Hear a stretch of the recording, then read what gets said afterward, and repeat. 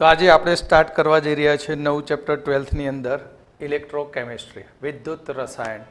આ વિદ્યુત રસાયણ ચેપ્ટરની અંદર મોટાભાગનો બેઝ એ રેડોક્સ પર આધારિત છે. રેડોક્સ એટલે કે જ્યાં ઓક્સિડેશન અને રિડક્શન પ્રક્રિયા થતી હોય તેવી પ્રક્રિયાને રેડોક્સ પ્રક્રિયા કહીએ છીએ. અને એની અંદર ઓક્સિડેશન અને રિડક્શનની અંદર વ્યાખ્યાઓ જુદી જુદી 4 પ્રકારની હોય. ઓક્સિડેશન એટલે ઓક્સિજન ઉમેરાય, હાઇડ્રોજન દૂર થાય તો ઓક્સિડેશન. જો પ્રક્રિયા દરમિયાન ઇલેક્ટ્રોન ગુમાવે પ્રક્રિયક તો ઓક્સિડેશન. ઓક્સિડેશન આંકમાં વધારો થાય તો ઓક્સિડેશન. રિડક્શન એટલે હાઇડ્રોજન મેળવે ઓક્સિજન ગુમાવે તો એને કહેવાય રિડક્શન. અથવા તત્વ ઇલેક્ટ્રોન મેળવે તો રિડક્શન. ઓક્સિડેશન આંકમાં ઘટાડો કરે તો પણ રિડક્શન કહેવાય. તો આ બેઝને ધ્યાનમાં રાખીને આપણે આ ચેપ્ટરનો અભ્યાસ કરવાનો. તો અહીં આપણે ચેપ્ટર સ્ટાર્ટ કરી રહ્યા છે વિદ્યુત રસાયણ.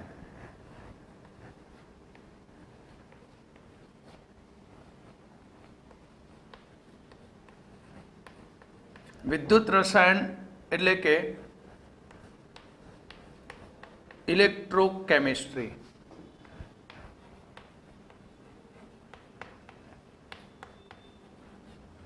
વિદ્યુત રસાયણ એટલે કે ઇલેક્ટ્રોકેમિસ્ટ્રી.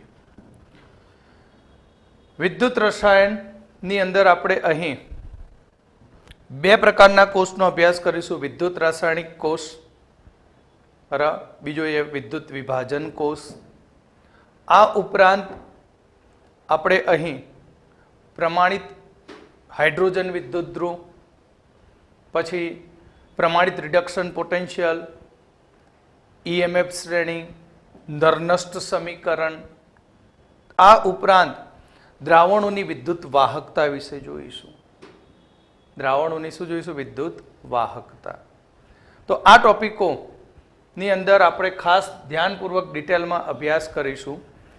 તો વિદ્યુત રસાયણ ચેપ્ટરની અંદર આપણે જોઈએ તો અહીં આ 2 શબ્દનું બનેલું છે, ઇલેક્ટ્રો એન્ડ કેમિસ્ટ્રી. કેટલા શબ્દનું બનેલું? 2. ઇલેક્ટ્રો એટલે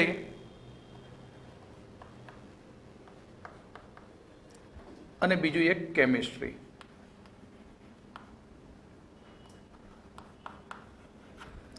ઇલેક્ટ્રો એટલે આની અંદર વિદ્યુત પ્રવાહ.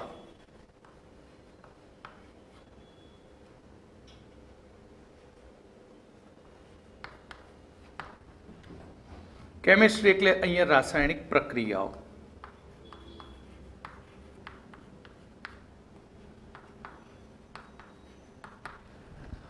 તો અહીં રાસાયણિક પ્રક્રિયાઓ દ્વારા વિદ્યુત પ્રવાહ મેળવવામાં આવે તો તેને વિદ્યુત રાસાયણિક કોષ કહેવાય. અને વિદ્યુત પ્રવાહ દ્વારા જો રાસાયણિક પ્રક્રિયાઓ કરવામાં આવે તો તેને વિદ્યુત વિભાજન કહેવામાં આવે છે. એટલે ઇલેક્ટ્રોકેમિસ્ટ્રીની અંદર આપણે 2 પ્રકારની પ્રક્રિયા જોઈ શકીએ. એક છે વિદ્યુત રાસાયણિક પ્રક્રિયા દરમિયાન ઉત્પન્ન થયેલી ઉર્જાનું વિદ્યુત પ્રવાહમાં રૂપાંતર થાય, અને બીજું એ વિદ્યુત પ્રવાહનું રાસાયણિક પ્રક્રિયા વિદ્યુત પ્રવાહ દ્વારા અહીં રાસાયણિક પ્રક્રિયાઓ કરવામાં આવે. એટલે અહીં 2 પ્રકારની પ્રક્રિયા થતી હોય છે.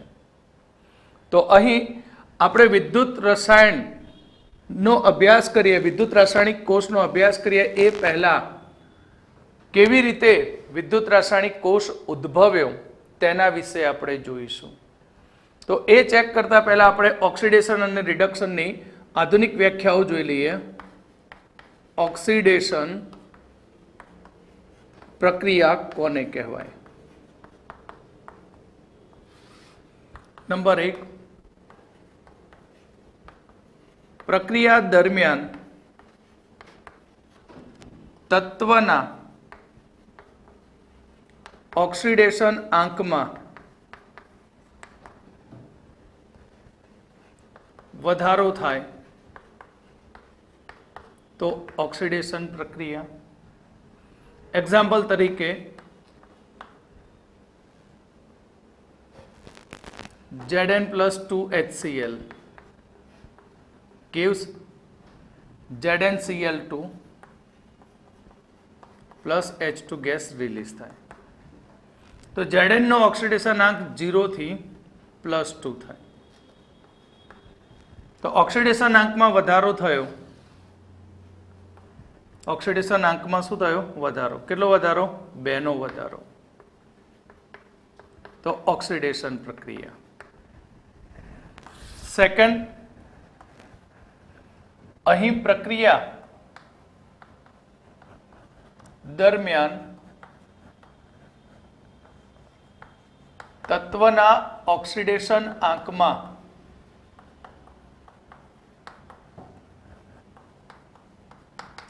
ઘટાડો થાય તો તેને રિડક્શન પ્રક્રિયા કહેવાય. H નો ઓક્સિડેશનાંક +1, અહીંયા 0. તો અહીં ઓક્સિડેશન આંકમાં 2 નો ઘટાડો થયો. માટે આ પ્રક્રિયાને રિડક્શન પ્રક્રિયા કહીશું. એક આ રીતે વ્યાખ્યા આપી શકાય ઓક્સિડેશન આંકને આધારે. નંબર 1 ફરીથી ઇલેક્ટ્રોનને આધારે. તત્વ પ્રક્રિયા દરમિયાન ઇલેક્ટ્રોન ગુમાવે તો ઓક્સિડેશન પ્રક્રિયા. આ કઈ પ્રક્રિયા હતી? રિડક્શન પ્રક્રિયા.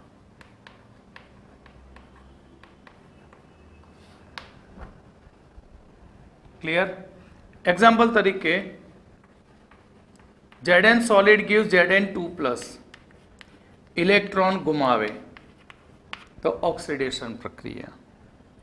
નંબર 2, આયન પ્રક્રિયા દરમિયાન ઇલેક્ટ્રોન મેળવે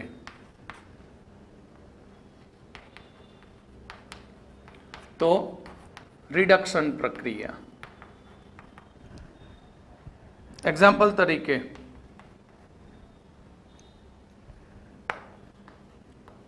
Cu2+ aqueous plus 2 electron minus gives Cu solid. Okay, તો આપણે આ ચેપ્ટરની અંદર કયા કયા ટોપિક ભણીશું પહેલા એનું લિસ્ટ બનાવી દઈએ. લિસ્ટની અંદર સૌથી પહેલું આપણે વિદ્યુત રાસાયણિક કોષ.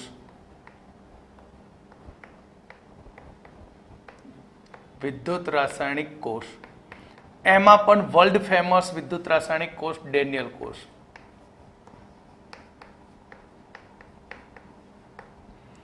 પછી બીજું પ્રમાણિત રિડક્શન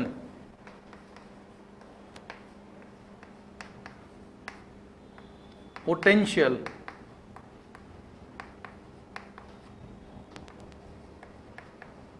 નક્કી કરવાની રીત, જેમાં આપણે પ્રમાણિત હાઇડ્રોજન વિદ્યુત ધ્રુવ વિશે જોઈશું. બીજો યુઝ કરીશું, પણ આનાથી કશું નહીં શોધીએ આપણે કોઈ પણ વિદ્યુત ધ્રુવનો પોટેન્શિયલ, પણ એક્ઝામ્પલમાં આનો ઉપયોગ કરીશું. કેલોમોલ વિદ્યુત ધ્રુવ, આ પણ સ્ટાન્ડર્ડ લેવાનો. કેલોમોલ વિદ્યુત ધ્રુવ. આની ઉપરથી બનાવીશું EMF શ્રેણી. સ્ટાન્ડર્ડ પોટેન્શિયલ મળી ગયા પછી બિન પ્રમાણિત કોષના પોટેન્શિયલ શોધવા માટે યુઝ કરીશું નર્નસ્ટ સમીકરણ. અને નર્નસ્ટ સમીકરણની અંદર કોષ પોટેન્શિયલની ઉપયોગિતા.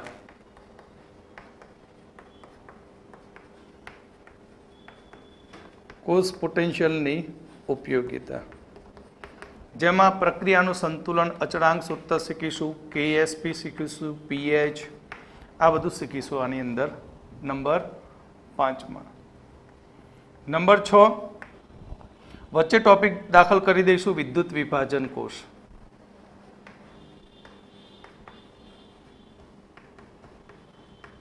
નંબર 7 દ્રાવણ ની વિદ્યુત વાહકતા. નંબર 8 છેલ્લે ધાતુ ક્ષારણ. ક્લિયર.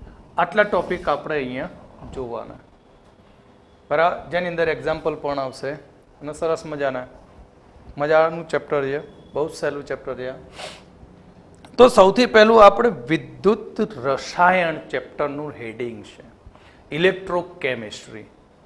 તો ઇલેક્ટ્રોકેમિસ્ટ્રી કેવી રીતે ઉદ્ભવ્યું આખું, એના વિશે આપણે પહેલા બેઝિક માહિતી લઈ લઈએ. ઇલેક્ટ્રોકેમિસ્ટ્રીનો ઉદ્ભવ કેવી રીતે થયો, તો આ માટે આપણે સૌથી પહેલા એક બીકર લઈએ અને આ બીકરની અંદર આપણે કોપર સલ્ફેટનું જલીય દ્રાવણ ભરીએ જે ભૂરા રંગનું હોય છે.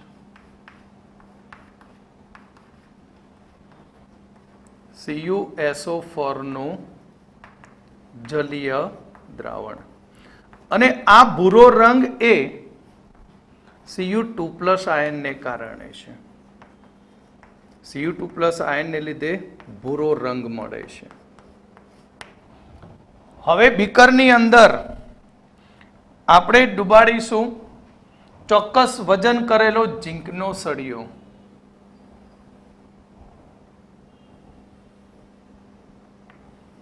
ચોક્કસ વજન કરેલો ઝીંકનો સળિયો.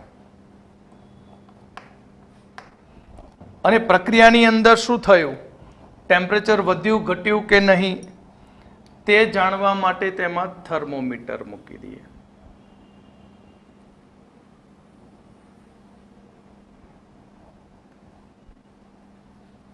શું મૂકી દઈએ?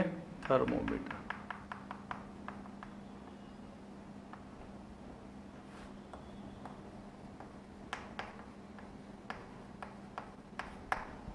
આ રીતે આપણે એક સેટ તૈયાર કર્યો. સેટ તૈયાર કરીને થોડાક સમય માટે દ્રાવણને મૂકી રાખ્યું. તો અહીં સૌથી પહેલા આપણે સેટ તૈયાર કરી મૂકી રાખ્યો, ત્યાં સુધી આપણે લખી દઈએ કે CuSO4 ના જલીય દ્રાવણમાં ચોક્કસ વજન કરેલો ઝીંકનો સળિયો મૂકવામાં આવે છે. ચોક્કસ વજન કરેલો શું મૂકવામાં આવશે? ઝીંકનો સળિયો. આપણે થોડાક સમય માટે આને મૂકી રાખ્યું હતું. હવે આપણે ચેક કરીએ, લખી કાઢ્યું. હવે આનું શું કરીએ? અવલોકન કરીએ. તો અવલોકન કરવાથી એવું માલુમ પડ્યું કે ઝીંકના સળિયાનું વજન ઘટે છે. ઝીંકના સળિયાનું વજન ઘટે છે. પહેલું અવલોકન એવું જાણવા મળ્યું. Zn ના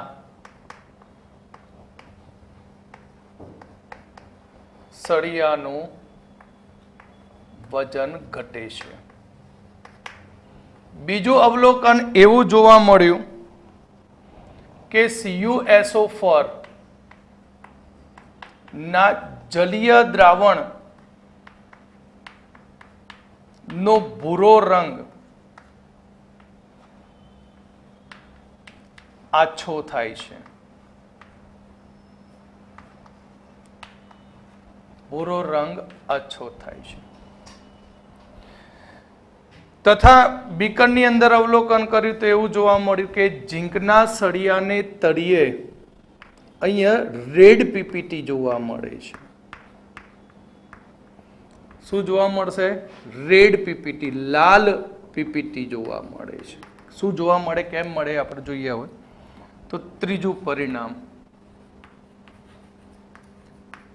સળિયાના તળિયે રેડ પીપીટી જોવા મળે.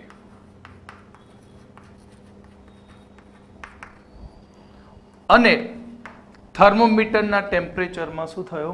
વધારો થયો. એટલે કે ચોથું પરિણામ એવું જોવા મળ્યું કે દ્રાવણનું તાપમાન વધ્યું.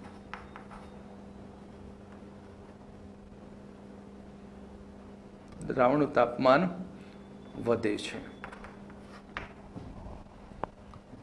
તો Zn ના સળિયાના ઝીંકના સળિયાના વજનમાં ઘટાડો થયો એટલે કે બીકરમાં મૂકેલા ઝીંકનું ઓક્સિડેશન થાય છે. Zn માંથી શું બની જાય? Zn+2 બને છે અને 2 ઇલેક્ટ્રોન ગુમાવે છે. કઈ પ્રક્રિયા કરે છે? ઓક્સિડેશન. માટે Zn+2 એ આયન સ્વરૂપે દ્રાવણમાં ઉમેરાય છે. દ્રાવણનો ભૂરો રંગ એ Cu+2 આયનને લીધે છે, પણ Zn જે ઇલેક્ટ્રોન અહીંયા ગુમાવે છે તે ગુમાવેલા ઇલેક્ટ્રોન ધન આયન દ્રાવણમાં હાજર હતો. એટલે આ ડૂબકી મારે એ પહેલા જ Cu+2 શું કરે? સળિયા ઉપરના ઇલેક્ટ્રોનને એક્સેપ્ટ કરી લે. આવી જાય ભાઈ, કારણ કે પોતે કેવો છે? પોઝિટિવ. સમજણ પડી? Cu+2 Zn+2 દ્રાવણમાં ઉમેરાય તે પહેલા સળિયા ઉપરથી 2 ઇલેક્ટ્રોન મેળવી લે અને Cu સોલિડ બને. અને એ Cu તમે જાણો છો એ રેડિશ કલરનું હોય અને એ Cu રિડક્શન પામીને આ સળિયાના તળિયે રેડ રંગના ઘન અવક્ષેપ સ્વરૂપે છૂટું પડતું હોય છે અને રિડક્શન પ્રક્રિયા થાય છે. તો અહીં બીકરની અંદર ડાયરેક્ટ રિડક્શન પ્રક્રિયા થઈ, ઇલેક્ટ્રોન સપ્લાય થયા, પણ એ ઇલેક્ટ્રોન સપ્લાયનો ક્યાંય ઉપયોગ કરી શકાયો નહીં. આમાંથી કઈ લાઇટનો બલ્બ ચાલુ થાય? ના થાય. કેમ? કારણ કે એક જ દ્રાવણમાં આખી પ્રક્રિયા પૂર્ણ થાય છે અને દ્રાવણમાં સીધી રેડોક્સ પ્રક્રિયા થાય છે અને એ સીધી રેડોક્સ પ્રક્રિયા થતી હોવાને કારણે આપણે અહીંયાથી વીજ પ્રવાહ મેળવી શકતા નથી. આથી અહીંયા ડાયરેક્ટ રેડોક્સ પ્રક્રિયાને ઇનડાયરેક્ટ રેડોક્સ પ્રક્રિયામાં કન્વર્ટ કરવાનો પ્રયત્ન કર્યો અને એ પ્રયત્નથી ત્યાં વિદ્યુત રાસાયણિક કોષની રચના થઈ, ડેનિયલ કોષની, અને ત્યાંથી શરૂઆત થઈ ઇલેક્ટ્રોકેમિસ્ટ્રીની. કેમ? કારણ કે વીજ પ્રવાહ અહીંયા મેળવી શક્યા નહીં. કારણ કે જેટલો ઇલેક્ટ્રોન છૂટો પડ્યો બધો જ ઇલેક્ટ્રોન દ્રાવણનો Cu2+ ખાઈ ગયો. ઇલેક્ટ્રોન ક્યાંય બહાર આપવા દીધા નહીં, વીજ પ્રવાહ મળ્યો નહીં. એટલે અહીં દ્રાવણમાં રેડોક્સ પ્રક્રિયા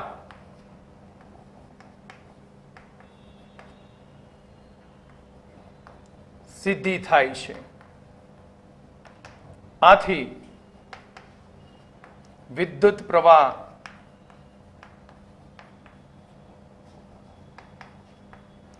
મેળવી શકાતો નથી. એટલે એની આડકતરી રીત શોધી કાઢી. બરાબર? અહીં દ્રાવણના ટેમ્પરેચરમાં વધારો થયો. અહીંયા તમે કઈ પ્રક્રિયા કરવા ગયા હતા? પ્રક્રિયા આપમેળે થઈ અને આપમેળે થતી પ્રક્રિયામાં હંમેશા મુક્ત ઉર્જાનું મૂલ્ય ઋણ હોય, ઉર્જાનું ઉત્સર્જન થાય. એટલે ઉર્જા ઉત્સર્જિત થઈ માટે ટેમ્પરેચરનું મૂલ્ય વધ્યું. તો રેડોક્સ પ્રક્રિયા આપમેળે થાય. આથી ડેલ્ટા G <0 થાય માટે ઉર્જાનું ઉત્સર્જન થાય માટે ટેમ્પરેચર વધે છે. આ કારણથી ટેમ્પરેચર વધે અને આ કારણથી જ ઇલેક્ટ્રોકેમિસ્ટ્રી વિષય ઉદ્ભવ્યો. ક્લિયર? તો આના ઉપરથી આપણે ડાયરેક્ટમાંથી ઇનડાયરેક્ટ કોષ બનાવીશું અને એ ઇનડાયરેક્ટ કોષ એટલે ડેનિયલ કોષ. ઓકે?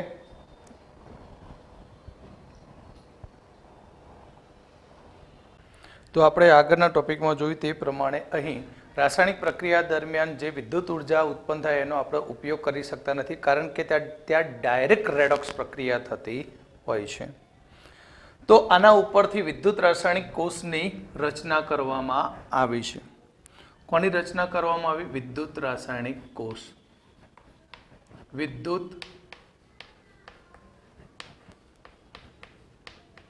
રાસાયણિક કોષ,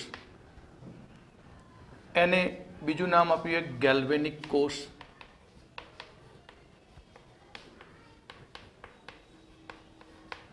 તેને વોલ્ટેનિક કોષ પણ કહે છે.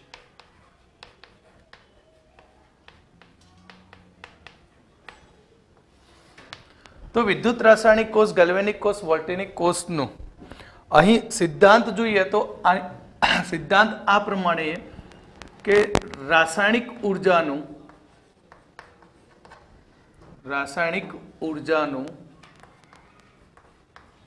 શામાં રૂપાંતર કરીએ છીએ આપણે? વિદ્યુત ઉર્જામાં.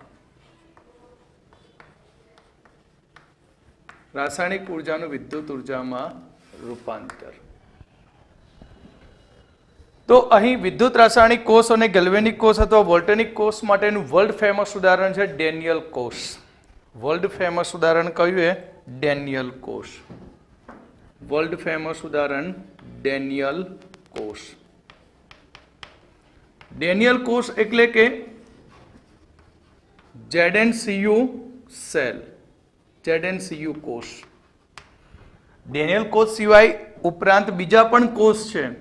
ડેનિયલ કોષની જેમ બીજા પણ કોષ બનાવી શકાય, જેમ કે અન્ય કોષ કયા? તો ડેનિયલ કોષની જેમ અન્ય કોષમાં એ Cu AgNO3 કોષ, NiAgNO3 કોષ,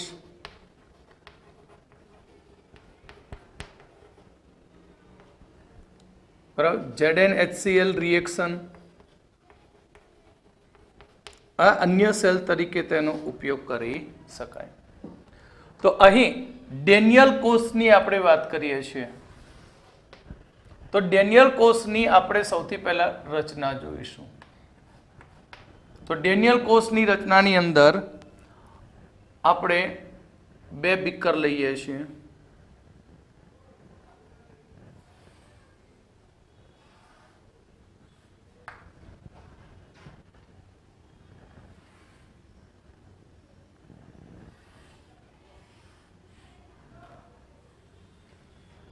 શું લઈશું? બે બીકર, જેની અંદર એક બીકરમાં આપણે ઝિંક સલ્ફેટનું જલીય દ્રાવણ,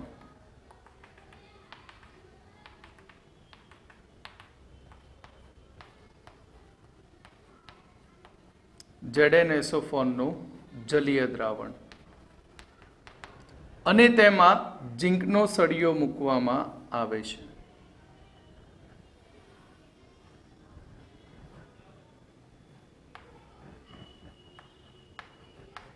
Zn નો સળિયો. અને બીજા બીકરની અંદર કોપર સલ્ફેટનું દ્રાવણ લેવામાં આવે છે.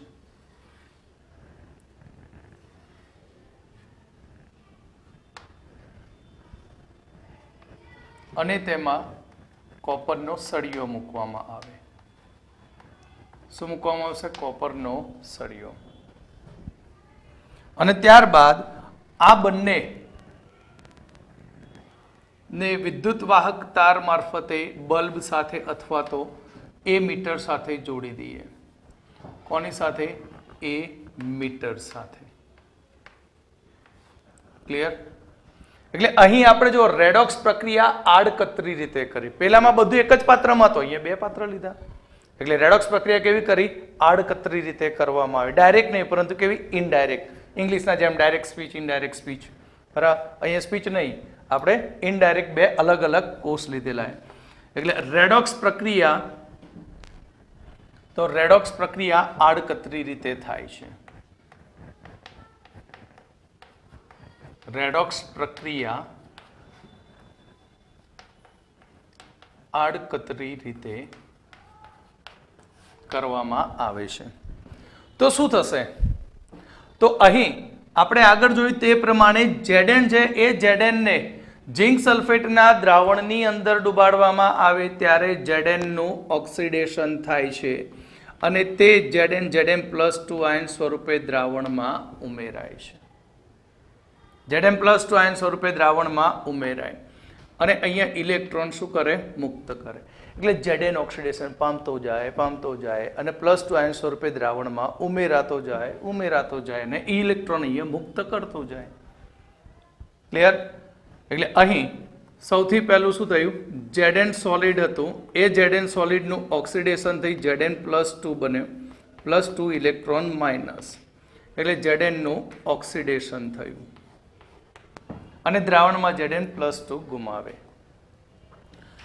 તો હવે આ ઇલેક્ટ્રોન જે છે એ ઇલેક્ટ્રોન અહીંયા પટ્ટી ઉપર જમા થતા ગયા અને આ ઇલેક્ટ્રોન હવે અહીંયાથી સર્કિટમાંથી બહાર નીકળી જાય. અહીં પ્લેટમાંથી રોડમાંથી બહાર નીકળી અને વિદ્યુત વાહક તાર મારફતે વહન કરે. વિદ્યુત વાહક તાર મારફતે અહીંયા શું કરે? વહન કરે.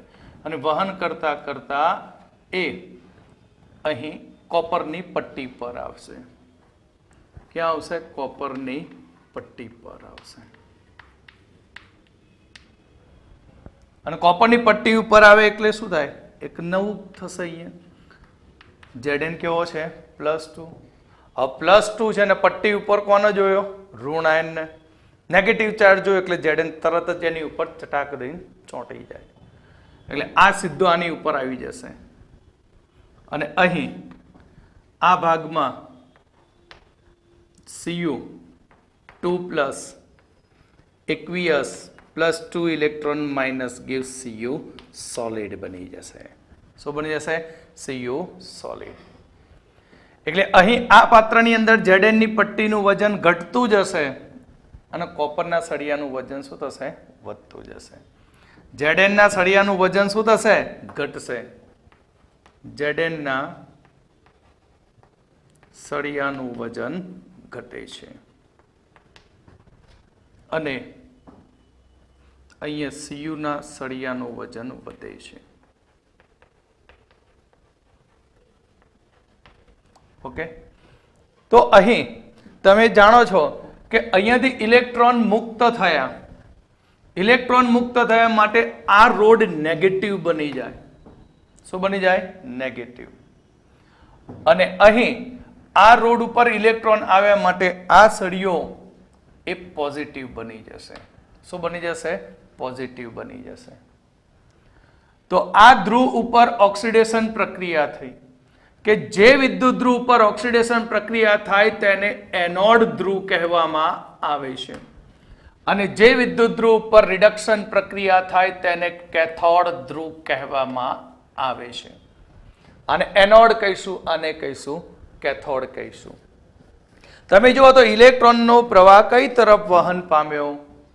તો ઇલેક્ટ્રોનનો પ્રવાહ એ એનોડ થી કેથોડ તરફ થઈ.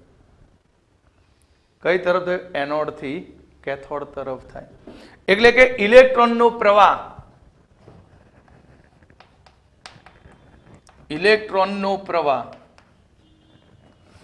એ Zn થી કઈ તરફ જાય? કોપર તરફ. પણ ફિઝિક્સની અંદર એવું કહેવામાં આવે કે વિદ્યુત પ્રવાહ હંમેશા ઇલેક્ટ્રોનના પ્રવાહથી વિરુદ્ધ દિશામાં જાય. એટલે કરંટ એને કહેવાય કરંટ, વિદ્યુત પ્રવાહ. તો વિદ્યુત પ્રવાહ એ ઇલેક્ટ્રોનના પ્રવાહથી વિરુદ્ધ દિશામાં જાય એટલે આપણું મીટર આ દિશામાં ડાયરેક્શન બતાવે. તો અહીં નંબર 1, નંબર 2 વિદ્યુત પ્રવાહની દિશા. તો વિદ્યુત પ્રવાહની દિશા Cu થી Zn તરફ થાય. કયા ધ્રુવ તરફ? Cu થી Zn તરફ થતી હોય છે. ક્લિયર? એટલે અહીંયા બે પાત્રો અલગ અલગ છે. એક પાત્રની અંદર ઓક્સિડેશન પ્રક્રિયા થઈ, બીજી બાજુ રિડક્શન પ્રક્રિયા થઈ. શું થઈ? ઓક્સિડેશન પ્રક્રિયા થઈ અને એક બાજુ રિડક્શન પ્રક્રિયા થઈ. ક્લિયર? અને ઓક્સિડેશન પ્રક્રિયા થઈ તેના ઉપર ચાર્જ કયો ઉત્પન્ન થયો? નેગેટિવ. તો અહીં આપણે આને અર્ધકોષ કહેવામાં આવે. આને પણ શું કહેવાય? અર્ધકોષ કહેવામાં આવે છે. એટલે આને જુદા જુદા નામે ઓળખાય. એક ઓક્સિડેશન અર્ધકોષ. શું કહીશું આને? ઓક્સિડેશન અર્ધકોષ. બીજું કઈ બાજુએ? તો અહીંયા પરંપરાગત છે, પ્રણાલી એવી બાપ દાદાની પેઢી ચાલતી હોય ને વર્ષો વર્ષ, એના જેવું છે કે પરંપરા એવી છે કે એનોડ હંમેશા ડાબી બાજુમાં અને કેથોડ હંમેશા કઈ બાજુમાં? જમણી બાજુમાં. એટલે આને કહેવામાં આવશે ડાબા અર્ધકોષ પણ કહેવાય. શું કહેવાય આને? ડાબા અર્ધકોષ પણ કહેવાય. ઓક્સિડેશન પ્રક્રિયા થઈ, ચાર્જ કયો મેળવ્યો? નેગેટિવ, એટલે આને ઋણ અર્ધકોષ પણ કહેવાય. ઋણ અર્ધકોષ પણ કહેવામાં આવે છે. ઓક્સિડેશન અર્ધકોષ, બરાબર, રિડક્શન અર્ધકોષ. અને ઓક્સિડેશનને આપણે કયો વિદ્યુત ધ્રુવ કયો? એનોડ. તો આને કહીશું એનોડ અર્ધકોષ પણ કહેવાય. શું કહેવાય એને? એનોડ અર્ધકોષ. એટલે આને શોર્ટમાં યાદ રાખવું હોય તો લોન. લોન એટલે લેફ્ટ. કયો અર્ધકોષ? લેફ્ટ. લેફ્ટ કોષ.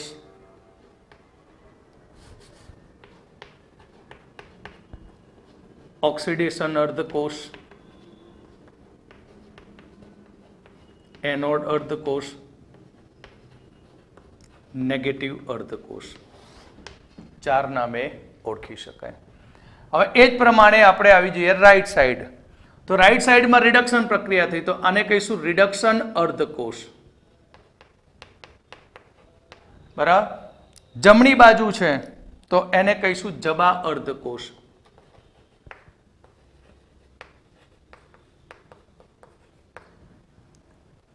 ધન અર્ધકોષ, પોઝિટિવ ચાર્જ થયો, ધન અર્ધકોષ. અને કેથોડ બન્યો તો કેથોડ અર્ધકોષ કહેવાય. શું કહીશું આને? કેથોડ અર્ધકોષ. ક્લિયર? એટલે આને કહીશું RK-RP. શું કહીશું? RK-RP. રાઈટ કે એટલે કેથોડ, આર રિડક્શન, પી એટલે પોઝિટિવ. ક્લિયર? તો અહીં આ રીતે વિદ્યુત રાસાયણિક કોષની અંદર પ્રક્રિયા થતી જશે. અને આ કોષ પ્રક્રિયા સતત થતી રહેવાને કારણે શું થશે? એક બાજુ અહીંયા Zn+2 આયન ઉમેરાતા જશે. એટલે અહીં તમે જુઓ તો દ્રાવણમાં, ચલો અહીંયા,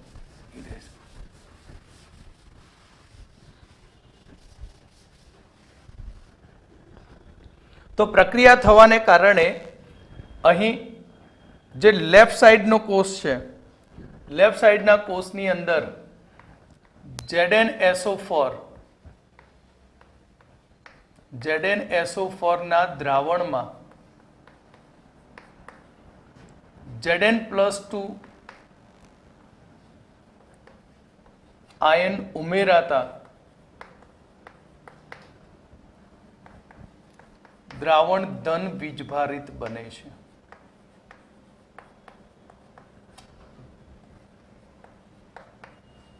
દ્રાવણ કેવું બની જાય? ધન વીજભારિત.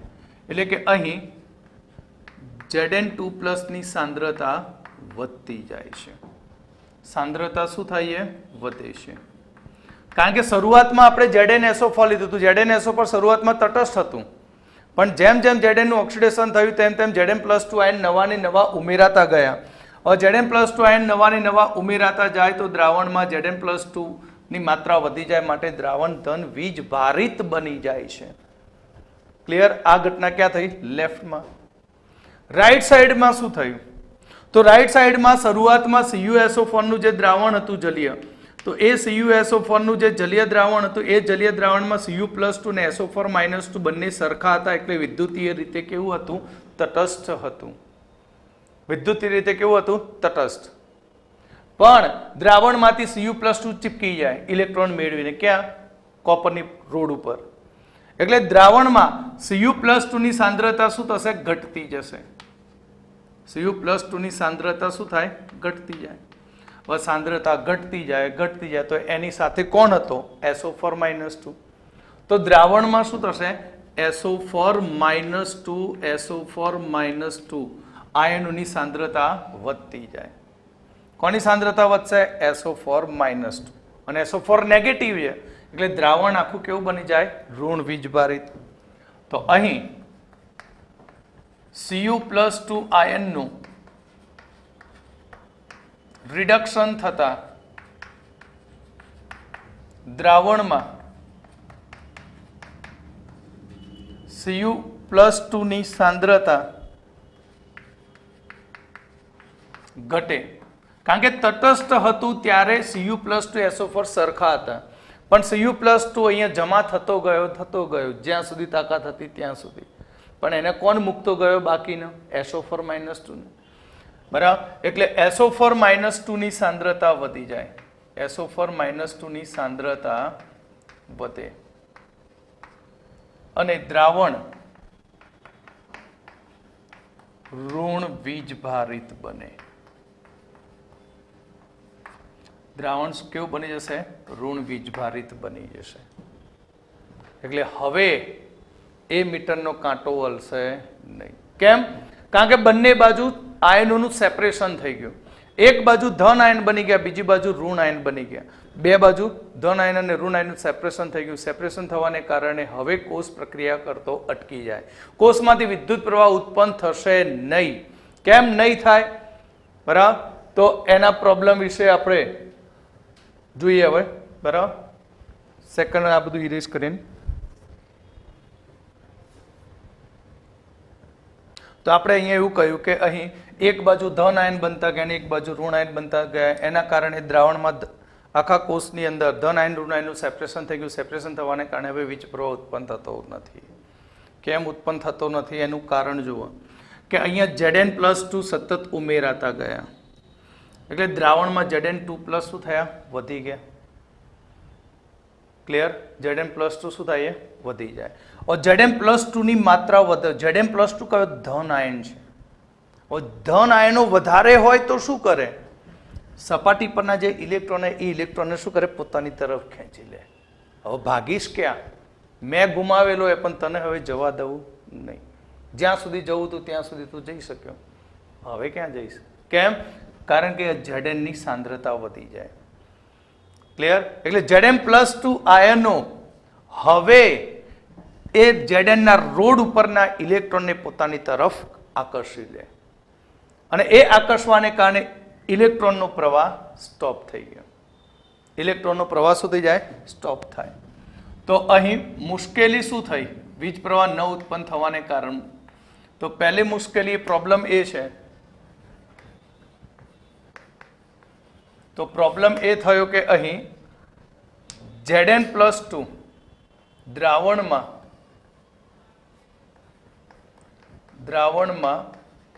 Zn+2 આયનની સંખ્યા વધવાથી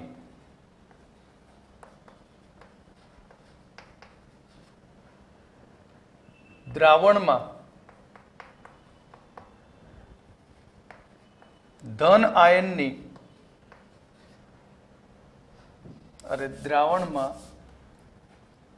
દ્રાવણમાં ધન વીજભાર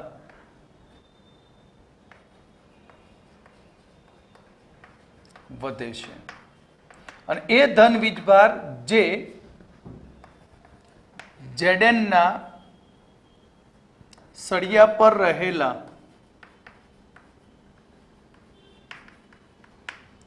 ઇલેક્ટ્રોનને આકર્ષે છે, જેથી ઇલેક્ટ્રોનનું વહન અટકી જાય. ઇલેક્ટ્રોનનું વહન શું થાય? અટકી જાય. એક કારણ આ વીજ પ્રવાહ ઉત્પન્ન થતો અટકવાનું. બીજું કારણ અહીંયા આવીએ. બીજા કારણમાં શું થાય? Cu2+ અહીંયાથી ઇલેક્ટ્રોન મેળવે છે, પણ દ્રાવણમાં કોની સાંદ્રતા વધતી જાય? SO4-2 ની. કોની સાંદ્રતા વધે? SO4-2 ની. હવે SO4-2 ની સાંદ્રતા વધે તો આ SO4-2 ઋણ આયન છે.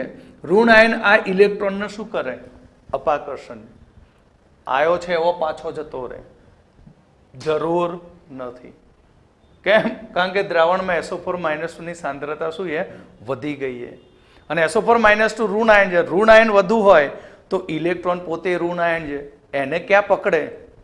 એટલે એ શું કરે? ઇલેક્ટ્રોનને પાછો ધકેલી દે. બરાબર, એટલે વીજ પ્રવાહ ઉત્પન્ન થતો અટકી જાય. બીજું કારણ કે વધ્યો ઘટ્યો Cu+2 હતો. બરાબર, દ્રાવણમાં SO4-2. હવે SO4 ની માત્રા વધી ગઈ, વધ્યા ઘટ્યા Cu+2 હોય તો શું કરે SO4? તું ક્યાં ભાગીશ? અત્યાર સુધી તને ભાગવા દીધો, હવે અમે આટલા રહ્યા છીએ, હવે શાંતિથી બેસી જા અંદર. એટલે Cu+2 ને દ્રાવણમાં શું કરે? પાછો ખેંચી લે, કેથોડ ઉપર જવા દે નહીં. એટલે વીજ પ્રવાહ ટોટલી સ્ટોપ. બે કારણ થયા. એક કારણ અહીંયા Zn+2 વધી ગયા તો પોતાની જ ગુમાવેલી ઇલેક્ટ્રોન હતી એને પોતે ખેંચી રાખી, ચાલ હવે નહીં ભાગવાનો. બરાબર, અહીંયા ઇલેક્ટ્રોન આવી ગયા પણ એ ઇલેક્ટ્રોનને SO4 શું કરે? તારી જરૂર નથી, પાછો જા, અપાકર્ષણ કરી દે. Cu+ ભાગે ખરો, લાલચું એ ધન આયન છે. બરાબર, લાલચના કારણે અહીંયા ભાગે ખરો પણ SO4-2 છે વધારે, એટલે એ Cu એકલો ભાગે તો એને પકડીને ખેંચીને પાછો દ્રાવણમાં મૂકી દે. બરાબર, એના કારણે વીજ પ્રવાહનું વહન થતું શું થાય? અટકી જાય. તો બીજું અહીંયા કારણ પ્રોબ્લેમ, દ્રાવણમાં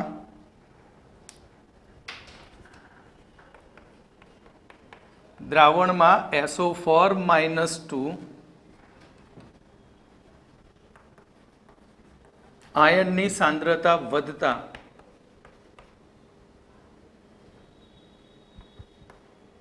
દ્રાવણ ઋણ વીજભારિત બને છે, જે કેથોડ પરના ઇલેક્ટ્રોન પર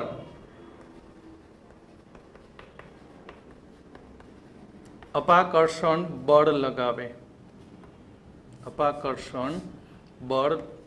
લગાવે છે તથા દ્રાવણમાં રહેલા Cu+2 પર પ્રબળ આકર્ષણ બળ લગાવે.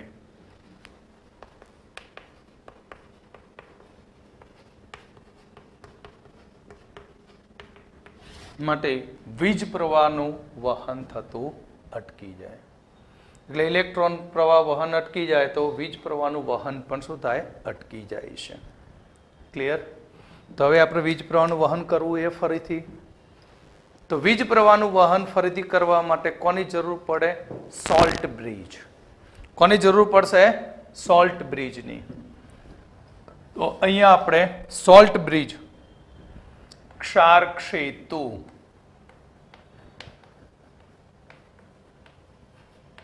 Salt bridge. ક્ષાર સેતુ એ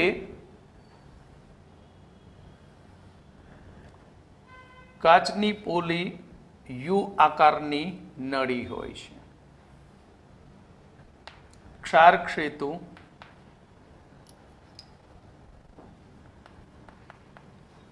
કાચની પોલી યુ આકારની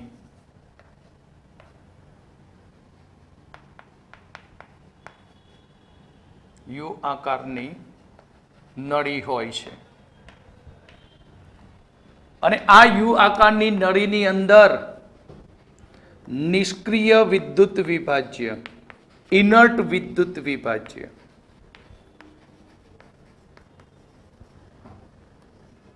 જેવા કે potassium chloride, potassium sulphate, KNO3 એટલે KNO3, એમોનિયમ ક્લોરાઇડ, અગર જેલ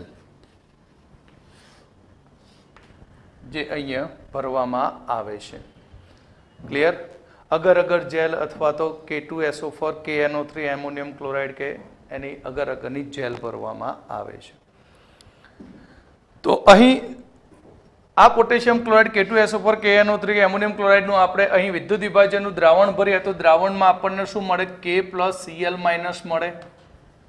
શું મળે? K+Cl-. આપણે જોઈએ કે લેફ્ટ સાઈડમાં કયા આયનો વધારે? ધન આયનો.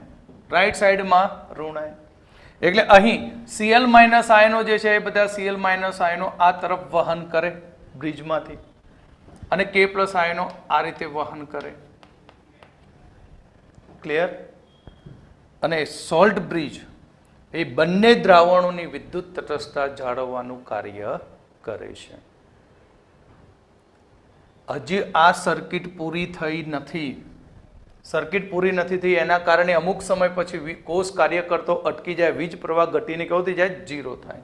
તો તેના માટે કોની જરૂર પડી? ક્ષારક સેતુ. ક્ષારક સેતુ એ કાચની પોલી યુવાકારની નળી હોય છે, તેમાં નિષ્ક્રિય વિદ્યુત વિભાજ્યો જેવા કે KCl, KNO3, K2SO4, ammonium chloride, અગર અગર જેલ કે પાવડર હોય તે ઉમેરવામાં આવે.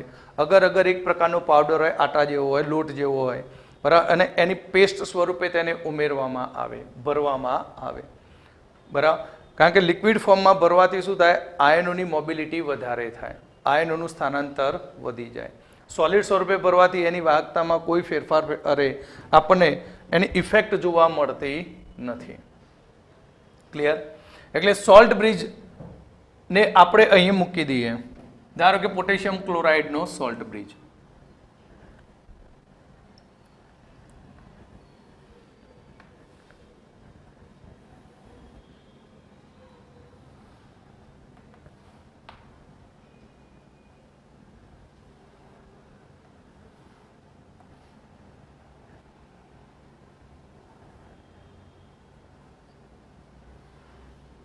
મૂકી દીધો સોલ્ટ બ્રિજ.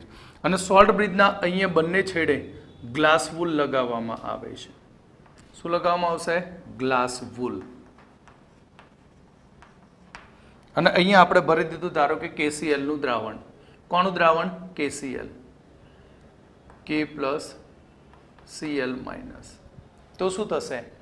K પ્લસ આયનો, અરે Cl માઇનસ આયનો, Cl માઇનસ આયન, આ Cl માઇનસ આયન એક ક્ષારક સેતુ મારફતે અહીંયા દ્રાવણમાં એન્ટર પામે.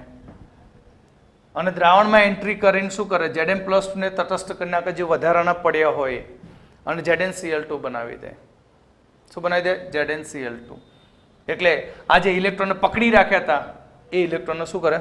છૂટા કરી દે, અને વીજ પ્રવાહ ફરીથી શરૂ થાય. એ જ પ્રમાણે K પ્લસ આયનો, K પ્લસ આયનો અહીંયા ક્ષારક સેતુ મારફતે અહીંયાથી ગતિ કરતા કરતા અહીંયા આવી જાય. ક્લિયર? અને K પ્લસ અહીંયા દ્રાવણમાં આવી જાય એટલે SO4 માઇનસ ને પોતાની તરફ શું કરે? આકર્ષી લે, અને K2SO4 બનાવી દે. શું બનાવી દે? K2SO4. એટલે કોષ ફરીથી પાછો કાર્ય થઈ જાય, સજીવ બની જાય, અને વીજ પ્રવાહ શરૂ કરે. ક્લિયર? નહીં તો બેટરી ગમે તેમ ટપલીઓ માર્યા કરો પણ વીજ પ્રવાહ મળે નહીં. તો આ રીતે ક્ષારક સેતુ કાર્ય કરતો હોય છે. તો ક્ષારક સેતુનું કાર્ય શું? ક્ષાર સેતુનું કાર્ય. તો ક્ષારક સેતુનું કાર્ય છે નંબર 1, ગેલ્વેનિક કોષ.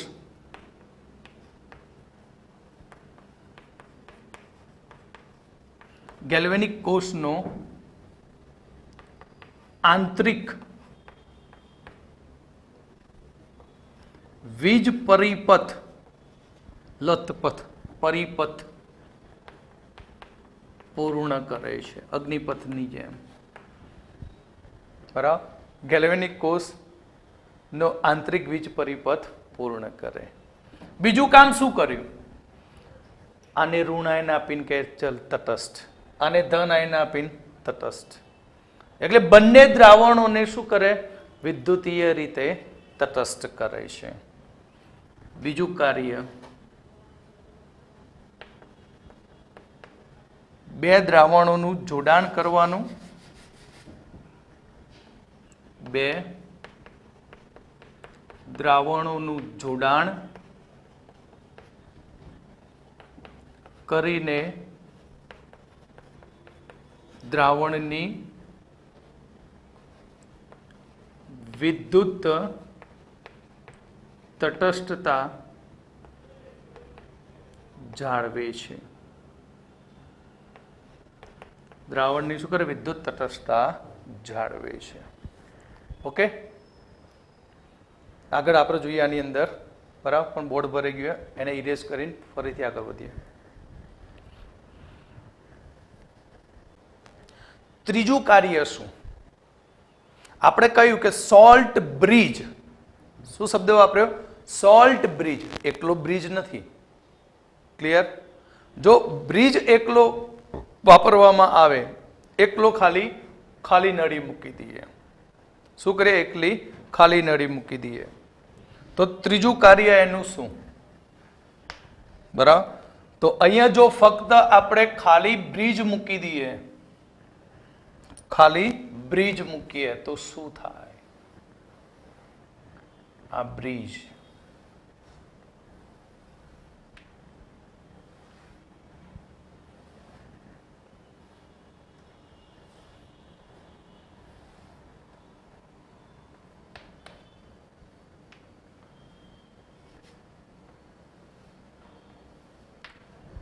ખાલી બ્રિજ મૂકીએ તો શું થશે? આની અંદર કયો ચાર્જ છે? Negative charge. આમાં કયો ચાર્જ છે? Positive charge. બરાબર. એટલે નેગેટિવ પોઝિટિવ એકબીજા તરફ શું કરે? આકર્ષણ કરે. એટલે આ લેફ્ટ સાઈડ છે. બ્રિજનો કયો છેડો? લેફ્ટ. અને આ રાઈટ. કયો છેડો? એ રાઈટ છેડો. તો લેફ્ટ બાજુથી શું આવશે? ધન આયનો આવશે. લેફ્ટ સાઈડથી ધન આયનો આવશે. કયા આયનો આવશે? ધન આયનો. એટલે અહીંયા Zm+2, Zm+2, Zm+2, Zm+2, Zm+2, Zm+2. અને અહીંયાથી આયનો ઋણ આયનો, ઋણાયન, ઋણાયન, ઋણાયન, ઋણાયન, ઋણાયન, ઋણાયન સર્કલમાં મૂકે. કયા આયનો આયા? ઋણ આયનો. ઋણાયન, ઋણાયન. આયનો વહન કર્યા. એટલે અહીંયા શું થાય? એક પોટેન્શિયલ ઉત્પન્ન થાય. બરાબર. દ્રાવણની અંદર આયનોના વહનથી શું ઉત્પન્ન થશે? હવે ક્ષાર ક્ષેત્રમાં આયનોના વહનને કારણે પોટેન્શિયલ ઉત્પન્ન થાય. અને એ પોટેન્શિયલ ક્યાંથી આવ્યા? પ્રવાહીમાંથી નેગેટિવ આ બાજુથી, આ પ્રવાહીમાંથી આ પ્રવાહીમાંથી નેગેટિવ આવ્યો, આ પ્રવાહીમાંથી પોઝિટિવ આવ્યો. એટલે લિક્વિડ લિક્વિડ જંક્શન પોટેન્શિયલ ઉત્પન્ન થાય. અહીંયા જે ઉત્પન્ન થયેલું પોટેન્શિયલ વીજ પ્રવાહ હતો, એ વીજ પ્રવાહની સાથે સાથે અહીંયા પણ એક નવો વીજ પ્રવાહ ઉત્પન્ન થયો. Liquid liquid junction potential. અને એ પોટેન્શિયલની દિશા આ પોટેન્શિયલની દિશાની વિરુદ્ધ હોય. અને બંનેની દિશા પરસ્પર વિરુદ્ધ હોવાને કારણે કોષ માટે તે નુકસાનકારક બને. માટે આપણે ત્યાં કયા બ્રિજની જરૂર પડે? સોલ્ટ બ્રિજની જરૂર પડતી હોય છે. ક્લિયર? કે જો આપણે એમ કહીએ કે ક્ષાર ક્ષેતુ મૂકવો નથી અને એક જ દ્રાવણમાં બધી પ્રક્રિયા કરવી હોય એનોડ કેથોડ મૂકીને, તો અહીંયા ત્યાં શું થશે? લિક્વિડ લિક્વિડ જંક્શન પોટેન્શિયલ પેદા થાય. અને એ લિક્વિડ લિક્વિડ જંક્શન પોટેન્શિયલ ઉત્પન્ન થવાને કારણે એ પોટેન્શિયલની દિશા અહીંયા જે ઉત્પન્ન થતો પોટેન્શિયલ છે એ પોટેન્શિયલની વિરુદ્ધમાં હોય. એટલે બંને વિરુદ્ધ. આ દિશામાંથી આવતો ના ડાબી દિશામાંથી હા મામે આવે તો શું થાય? અથડામણ કરે. એના કારણે કોષને શું થાય? નુકસાન થાય. કોષ ફૂટી પણ જાય, બ્લાસ્ટ પણ થાય. એટલે કે અહીંયા કોની જરૂર પડે? ક્ષાર ક્ષેતુની. ક્લિયર? કોની જરૂર પડે? ક્ષાર ક્ષેતુની. તો અહીં જો ક્ષાર ક્ષેતુ આપણે એમ લખીએ કે ક્ષાર ક્ષેતુનો ઉપયોગ કર્યો ન હોય, ફક્ત યુ આકારની નળીનો ઉપયોગ કર્યો હોય, તો ક્ષાર ક્ષેતુનો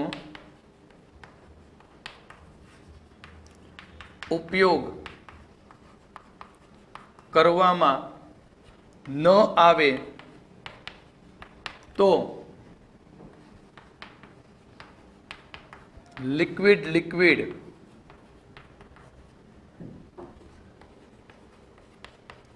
જંક્શન પોટેન્શિયલ ઉદ્ભવે.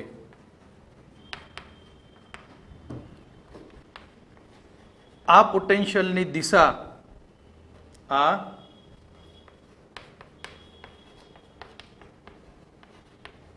પોટેન્શિયલની દિશા એ કોષના પોટેન્શિયલ ની દિશાથી વિરુદ્ધ હોય છે. આથી કોષને નુકસાન થાય, માટે સોલ્ટ બ્રિજની જરૂર પડે. ક્લિયર? અને અહીં સોલ્ટ બ્રિજમાં કયા પ્રકારના લિક્વિડ વાપરવા એ પણ ખાસ અગત્યની વસ્તુ છે. ક્લિયર? સોલ્ટ બ્રિજની અંદર આપણે કેવા લિક્વિડ વાપરવા જોઈએ, બરાબર?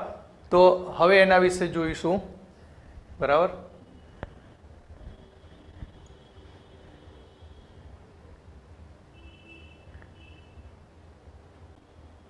તો અહીંયા આપણે નોંધ લખી રાખીશું. નંબર 1, કેમ અહીં સોલ્ટ બ્રિજમાં વિદ્યુત વિભાજ્ય જ ભરવામાં આવે છે? તો સોલ્ટ બ્રિજમાં વિદ્યુત વિભાજ્ય ભરવાનું કારણ કે વિદ્યુત વિભાજ્યના ધન આયન અને ઋણ આયનના વિદ્યુત વહનાંક એટલે વિદ્યુત વાહકતા વહનાંક સમાન હોય છે. 1. ક્લિયર? બીજી નોંધ કે અહીં તમે વિદ્યુત વિભાજન અર્ધકોષોની અંદર દ્રાવણ તરીકે Ag+ આયન ધરાવતું દ્રાવણ, Hg+2 ધરાવતું દ્રાવણ કે Pb2+ ધરાવતું દ્રાવણ લીધેલું હોય તો સોલ્ટ બ્રિજમાં ક્યારેય ક્લોરાઇડ ધરાવતો વિદ્યુત વિભાજ્ય લેવામાં આવતો નથી. સમજણ પડી? કે જો દ્રાવણમાં નંબર 2, જો દ્રાવણમાં Ag+, Hg2+, Pb2+ આયન હોય તો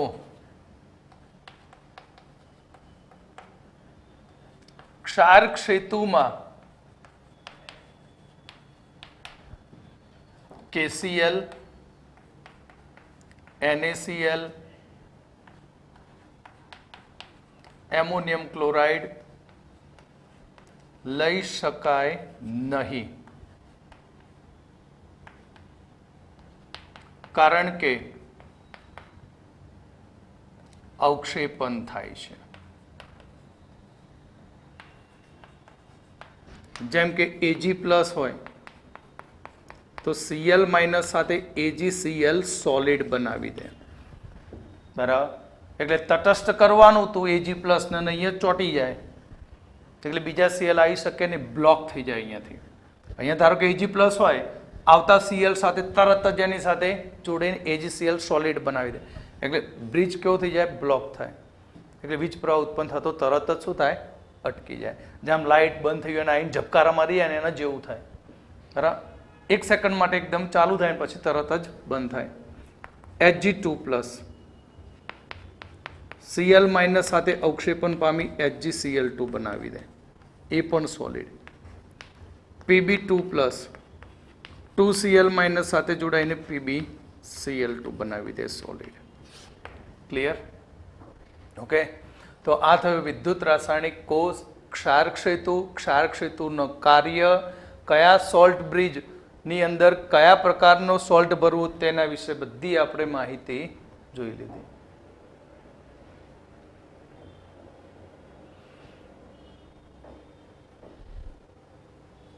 હવે આપણે આગળ જોયું વિદ્યુત રાસાયણિક કોષની અંદર કે તેમાંથી રાસાયણિક ઉર્જાનું વિદ્યુત ઉર્જામાં શું થાય? રૂપાંતર થાય. એ બહાર નીકળતી ઉર્જા. પણ હવે એ બહાર નીકળતી ઉર્જાને આપણે અટકાવવી છે. અટકાવવા માટે શું કરવું પડે? એની વિરુદ્ધ દિશામાં વીજ પ્રવાહ પસાર કરીએ. જેમ આપણે મોબાઈલની અંદર બેટરી ચાર્જ કરીએ, ખબર છે ને? મોબાઈલની અંદર બેટરી ચાર્જ કરતા હોય તો બેટરી મોબાઈલની અંદર ભરાયેલું તો એમને કામ કર્યા કરે. પછી બેટરી પતી જાય એટલે આપણે શું કરીએ? બહારથી વીજ પ્રવાહ દાખલ કરીને ચાર્જ કરીએ. બરાબર? વિરુદ્ધ દિશામાં વીજ પ્રવાહ પસાર કરીએ આપણે, ત્યારે મોબાઈલની બેટરી ચાર્જ થાય. તો અહીંયા એ જ વસ્તુ છે, એના જેવો જ કોન્સેપ્ટ છે કે અહીંયાથી વીજ પ્રવાહ બહાર નીકળતો હોય છે. ક્લિયર? તો કોષની પ્રક્રિયાની મારે દિશા બદલવી છે. તો દિશા ક્યારે બદલાય? કે અહીંયા જે પોટેન્શિયલ ઉત્પન્ન થયું તેના કરતાં વધારે પોટેન્શિયલ બહારથી કોષમાં નાખી દઉં તો પ્રક્રિયા વિરુદ્ધ દિશા બની જાય. ક્લિયર? તો એના માટે મેં 3 કોન્સેપ્ટ લીધા છે. તો સૌથી પહેલા આપણે શણગારી દઈએ દરેક વસ્તુ માટે શું કહ્યું હતું એ. આ હતો Zn નો સળિયો, Zn નો સળિયો જે એનોડ હતો અને તે નેગેટિવ હતો. અહીંયા લીધેલું ZnSO4 નું દ્રાવણ,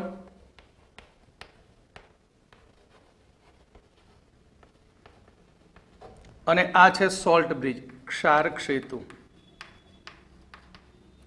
શું એ ક્ષારક સેતુ? આ છે A મીટર. એ જ પ્રમાણે અહીંયા Zn એનોડ માઇનસ ZnSO4, બરાબર. આ છે ક્ષારક સેતુ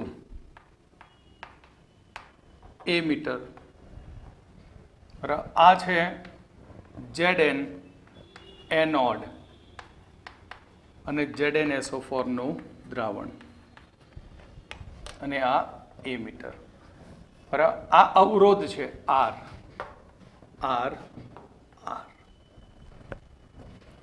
તો આ દ્રાવણ કોનું હતું? CuSO4. કોપરનો સળિયો જે કેથોડ છે, જે શું છે? કેથોડ છે, અને જે પોઝિટિવ હોય Cu positive, cathode CuSO4 positive, cathode CuSO4. તો સૌથી પહેલા યાદ રાખજો કે ડેનિયલ કોષનો કોષ પોટેન્શિયલ 1.10 વોલ્ટ હોય છે. ક્લિયર? તો અહીં ડેનિયલ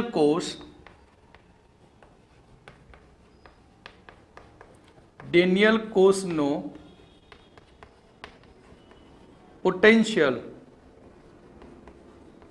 એટલે E0 સેલ કહેવાય ને પ્રમાણિતમાં 1.10 વોલ્ટ છે. એટલે આની અંદરથી 1.10 વોલ્ટ જેટલો વીજ પ્રવાહ ઉત્પન્ન થઈ શકે. તો મારે આ કોષને વિરુદ્ધ દિશામાં કાર્ય કરતો બનાવવો હોય તો આના કરતા પોટેન્શિયલ કેવું આપવું પડે? વધારે. તો જ કોષની દિશા બદલાય, વીજ રાસાયણિક પ્રક્રિયા, નહીં તો બદલાય નહીં. તો ફર્સ્ટ કન્ડિશન અહીંયા આપણે લઈએ અહીંયાથી કે આનો potential E0 cell greater than 1.10 volt છે. અરે કોષ potential, sorry,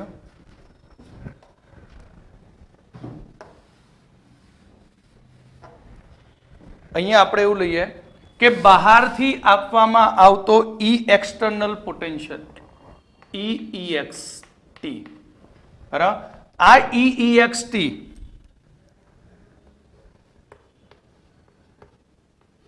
less than 1.10 volt છે. 1.10 વોલ્ટ. 1.10 વોલ્ટ કરતા આનો પોટેન્શિયલ ઓછો છે. તો શું થાય? તો અહીં કોની તાકાત વધારે છે? રાસાયણિકની. અંદરની ઉર્જા વધારે, પોટેન્શિયલ અંદરનો વધારે, એટલે આવતા વીજ પ્રવાહનો અવરોધ કરે મોટો. અવરોધ કેવો કરશે? વધારે કરશે. એટલે કોષની પ્રક્રિયા અટકશે નહીં. કોષની પ્રક્રિયામાં સતત આ રીતે ઇલેક્ટ્રોન આ રીતે એનોડથી કઈ તરફ જશે? કેથોડ તરફ. એટલે ઝીંકથી કોપર તરફ ઇલેક્ટ્રોનનો પ્રવાહ શરૂ રહેશે. જ્યારે વીજ પ્રવાહની દિશા એ મીટરથી આપણે વીજ પ્રવાહની દિશા જોઈએ તો વીજ પ્રવાહની દિશા વિરુદ્ધ દિશામાં રહેશે. વિદ્યુત પ્રવાહ કેવો રહેશે? વિરુદ્ધ દિશામાં. એટલે કોષની અંદર પ્રક્રિયા જે આગળ હતી તે પ્રમાણે કન્ટિન્યુ ચાલુ જ રહે. કેમ?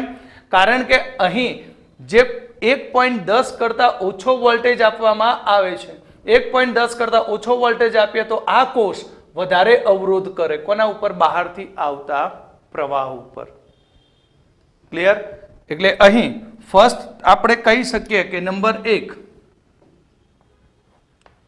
ઇલેક્ટ્રોન ના વહનની દિશા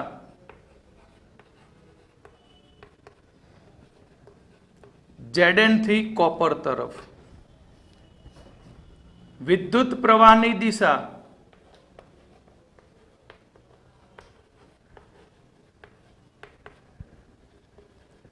કોપર થી Zn તરફ.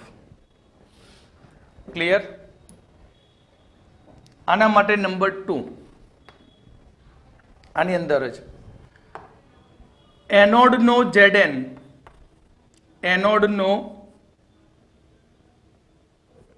Zn દ્રાવણમાં ઓગળશે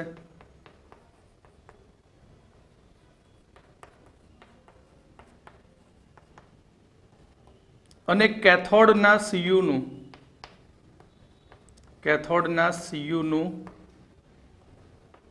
વજન વધે છે. આ થયું ફર્સ્ટ કોષ માટેનું તારણ.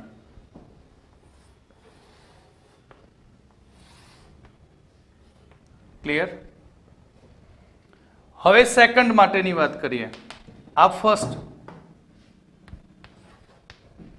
હવે સેકન્ડ માટે તો અહીંયા આ એનોડ છે બરાબર, અરે આ પોઝિટિવ કેથોડ છે તો આ પણ શું છે? કેથોડ છે. આ એનોડ છે તો આ પણ શું છે? એનોડ. અહીંયા કોઈ સર્કિટમાં ચેન્જ થતો નથી. હવે સેકન્ડ આ કોર્સ માટેની વાત કરીએ તો સેકન્ડ માટે ઈ એક્સટર્નલ બહારથી આપવામાં આવતો પોટેન્શિયલ એ કોષમાંથી ઉદ્ભવતા 1.10 વોલ્ટના જેટલો છે. હવે 1.10 વોલ્ટના જેટલો હોય તો હવે આની અંદર કોષમાં વીજ પ્રવાહનું વહન થતું અટકી જાય, ઇલેક્ટ્રોનનું વહન અટકી જાય. ક્લિયર? એટલે Zn અને એનોડ અને કેથોડ ઉપર કોઈ જ પ્રક્રિયા થતી નથી. સેકન્ડ રીઝન આનું નીચે લખીએ. નંબર 1 ઇલેક્ટ્રોન નું વહન અને કરંટ વિદ્યુત પ્રવાહનું વહન અટકે છે. અને નંબર 2 કોષમાં કોઈ પ્રક્રિયા થતી નથી. ક્લિયર? તો આ થયું સેકન્ડ માટેનું રીઝન. હવે થર્ડ ત્રીજાની વાત કરીએ. ત્રીજા કોષની અંદર આપણે એક્સટર્નલ પોટેન્શિયલ જે અહીંયાથી આપવાનું છે એનું પોટેન્શિયલ એ વધી જાય છે અને એ 1.10 વોલ્ટ કરતાં વધુ છે. હવે 1.10 વોલ્ટ કરતાં વધી જાય તો હવે શું થયું? આ બંને બદલી ગયા. જે આપણે ધારતા હતા હવે એ કન્ડિશન રહેશે નહીં. કેમ? કારણ કે અંદરથી બહાર આવતા કોષનો જે અવરોધ હતો પોટેન્શિયલનો એ અવરોધ ઘટી ગયો, ખૂબ જ ઓછો થઈ ગયો. જુઓ અહીંયા સેન્ટર ઉપર આવી ગયો અવરોધ, સેન્ટર ઉપર અવરોધ થઈ ગયો એટલે બંનેનું પોટેન્શિયલ કેવું થઈ ગયું? સરખું. એટલે આપણો જે મીટર કાંટો એ સીધો સ્ટ્રેટ બતાવશે. ક્લિયર? હવે અહીંયા આનું એક્સટર્નલ વધી જાય એટલે આ માઇનસ છે અને આ પ્લસ. ક્લિયર? 1.10 વોલ્ટ કરતાં વધારે આપી દે એટલે આ એનોડ એ અહીં સીયુ ને શું બનાવી દેશે? એનોડ બનાવી દેશે. કારણ કે બહારની સર્કિટ સાથે ઋણ ધ્રુવ હોય એ એનોડ હોય. ક્લિયર? એટલે આ એનોડ બની જાય. હવે એનોડ બનવાને કારણે હવે શું થશે? એનોડ બનવાને કારણે Zn જે છે એ Zn એ કેથોડ બની જશે. Zn શું બની જશે? કેથોડ. અને આ બનશે પ્લસ. માટે ઇલેક્ટ્રોનનો પ્રવાહની વાત કરીએ તો ઇલેક્ટ્રોનનો પ્રવાહ કોપરથી કઈ તરફ જશે? ઝિંક તરફ જશે. કોનો પ્રવાહ? ઇલેક્ટ્રોનનો. અને વિદ્યુત પ્રવાહની વાત કરીએ તો વિદ્યુત પ્રવાહ કરંટ અને એ કરંટ એ ઝીંકથી કોપર તરફ થશે. એટલે કોષની પ્રક્રિયા ઉલટી થઈ ગઈ. સમજણ પડી? એટલે કોપરનું વજન ઘટવાનું શરૂ થશે અને Zn નું વજન વધવાની શરૂઆત કરશે. Zn નું વજન વધવાની શું થશે? શરૂઆત થશે. એટલે તારણ એવું મળ્યું નંબર 1 તો અહીં ઇલેક્ટ્રોન ના વહનની દિશા એક કોપરથી ઝીંક તરફ જશે અને વિદ્યુત પ્રવાહના વહનની દિશા કરંટની દિશા એ Zn થી કોપર તરફ થશે. અને નંબર 2 Cu નું વજન ઘટશે. Cu શું બની ગયો? એનોડ.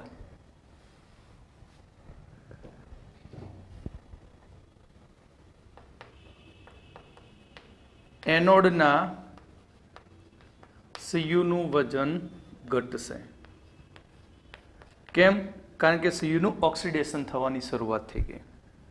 અને કેથોડના Zn નું વજન વધશે.